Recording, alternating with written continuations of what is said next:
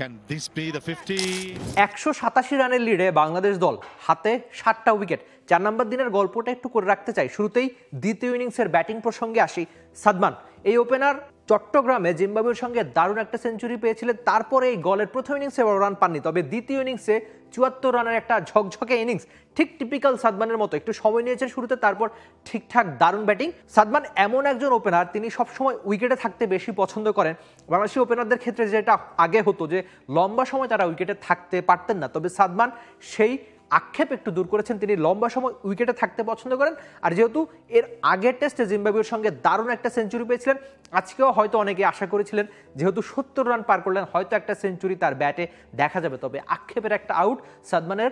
70 পেরিয়ে সেঞ্চুরি না করে ফেরা ওপেনার সাদমানের। তবে স্বস্তির ইনিংস তো বটে, বিশেষ করে দ্বিতীয় ইনিংসে বাংলাদেশ যখন 10 রানের লিড পায়, আপনাকে দ্বিতীয় ইনিংসেও ভালো ব্যাটিং করতে হতো, তা না হলে কিন্তু আপনি ম্যাচটা হেরেও যেতে পারতেন। টানা সপ্তমবারের মতো বেস্ট টিস্যু পেপার ব্র্যান্ড হিসেবে স্বীকৃতি পেয়েছে বসুন্ধরা টিস্যু। লঙ্কান বোলাররা যদি ভালো বোলিং করতো গলের এই 4 নম্বর দিনে, সেখানে অবশ্যই সাদমানকে আপনার ক্রেডিট দিতে হবে।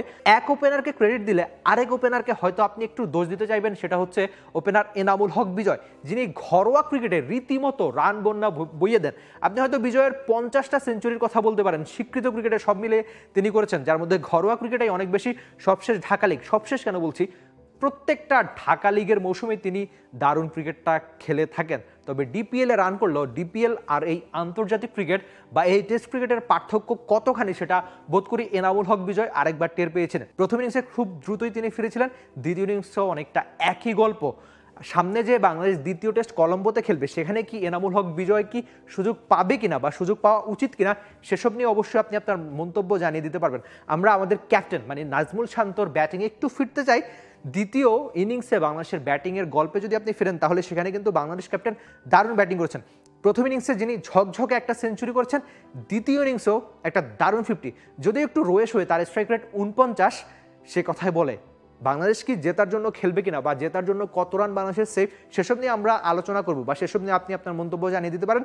তবে শান্তকে অবশ্যই তার এই ইনিংসের জন্য আপনাকে ক্রেডিট দিতেই হবে। আরেকটা ব্যাপার হতে পারে মুমিনুল হক, যিনি শ্রীলঙ্কার সঙ্গে সবসময় রান করতে পছন্দ করেন। তার অনেকগুলো সেঞ্চুরি রয়েছে আগে পরে লঙ্কানদের সঙ্গে, সেখানে গলে ওই অর্থে বড় রান, মানে যে টিপিক্যাল মুমিনুল হককে আমরা আগে পরে দেখি থাকি যে মুমিনুল হক সৌরভ, তার নামের মতো তিনি সৌরভ ছড়ানোর ইনিংস খেলবেন। আজকেও অনেকটা ভালো শুরুর পরেও তিনি রানটা বড় করতে পারেননি, সেটা অবশ্যই আক্ষেপের হতে পারে। বিশেষ করে দুই ওপেনার, এক ওপেনার ভালো করেছেন, আরেক ওপেনার দুই ইনিংসেই ব্যর্থ। তো বিজয়ের গল্প হলো, শান্তর গল্প হলো, আর মুশফিকুর রহিম আগের ইনিংসে যিনি ডাবল সেঞ্চুরি থেকে অনেকটা কাছাকাছি গিয়েও থেমেছেন। হয়তো সবাই ভেবেছিল যে মুশফিকুর রহিম আরেকটা ডাবল সেঞ্চুরি করতে পারবেন কিনা, তবে এখনও সেই সুযোগ ওই অর্থে না থাকলে অন্তত ভালো ইনিংস আপনি মুশফিকুর রহিমের কাছ থেকে আশা করতেই পারেন। আর দিনের শুরুর গল্প যদি একটু করতে চাই, সেখানে নাইম এই দারুণ বোলার, তিনি 5টা উইকেট পেয়েছেন। প্রথমবার বিদেশের মাটিতে বোলিং করতে নেমে নামের সঙ্গে 5 উইকেট প্রাপ্তি অবশ্যই তার জন্য একটা বড় পাওয়ারই হবে। তবে গল টেস্ট জিততে বাংলাদেশকে অবশ্যই ব্যাটিংয়ে আরও ভালো করতে হবে, আর যদি জিততে চায় বাংলাদেশ, বোলিংও তাদের সেরাটাই দিতে হবে। আপাতত এই 4 নম্বর দিনে বা 4 নম্বর দিনের সেরা প্রাপ্তি কি, সেটা অবশ্যই আপনি জানিয়ে দেবেন টি স্পোর্টসের কমেন্ট সেকশনে, যেটা আপনার জন্য সবসময় খোলাই থাকে। For more updates, subscribe to our YouTube channel and click on the bell icon. Follow us on Facebook and Instagram.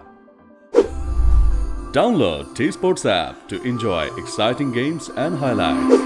Visit tsports.com.